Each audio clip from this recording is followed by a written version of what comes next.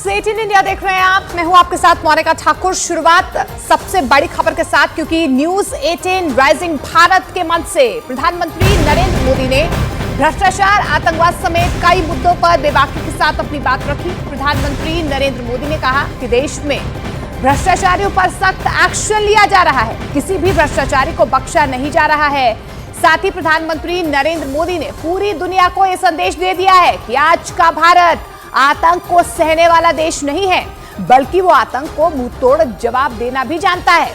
इसके साथ ही उन्होंने राइजिंग भारत कार्यक्रम के मंच से विरोधियों पर भी जमकर हमला बोला। अपने घोटालों को डिफेंड करने में जुटी रहती थी। आज स्थिति एकदम अलग है। आज सरकार भ्रष्टाचार पर कड़े एक्शन ले रही है। जो एक्शन लिया उसका हिसाब दे रही है। और भ्रष्टाचारी झूठ बोल बोलकर खुद बचाव की मुद्रा में है। तब देश पूछता था कि पावरफुल लोगों पर ईडी, सीबीआई जैसी एजेंसियां एक्शन क्यों नहीं लेती, ये सवाल पूछा जाता।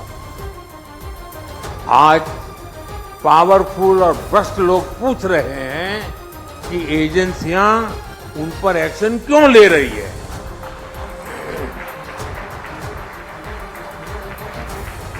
ये अंतर 10 सालों में आया है।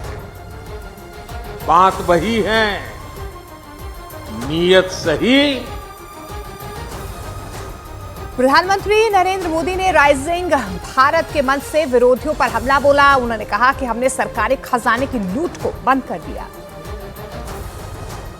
यानी सरकारी खजाने से पैसा निकल रहा था, लेकिन वो किसी और की जेब में जा रहा था। ये ऐसा भ्रष्टाचार था जो सीधे सामान्य जन को प्रभावित करता।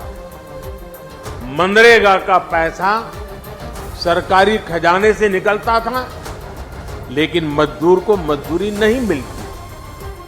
गैस की सब्सिडी किसी और के खाते में पहुंच जाती थी।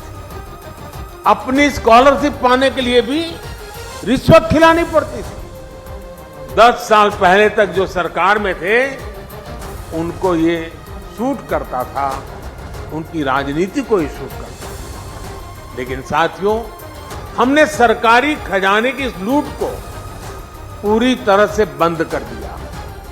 हमने जनधन, आधार और मोबाइल की त्रिशक्ति बनाई। हमने डायरेक्ट बेनिफिट ट्रांसफर डीबीटी के माध्यम से 34 लाख करोड़ 34 लाख करोड़ रुपए सीधे लाभार्थियों के बैंक खाते में पहुंचाए।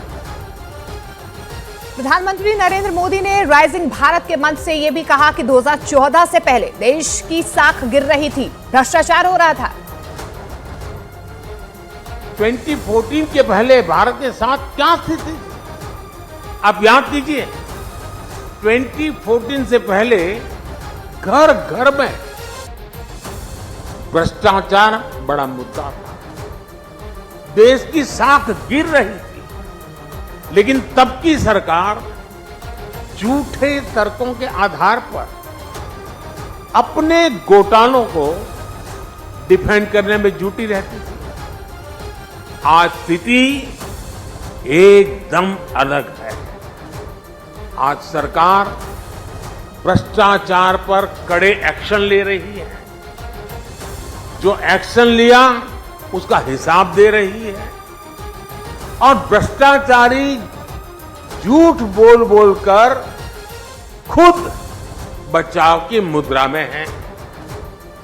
तब देश पूछता था कि पावरफुल लोगों पर ईडी, सीबीआई जैसी एजेंसियां एक्शन क्यों नहीं लेती, ये सवाल पूछा जाता। आज पावरफुल और भ्रष्ट लोग पूछ रहे हैं कि एजेंसियां उन पर एक्शन क्यों ले रही है।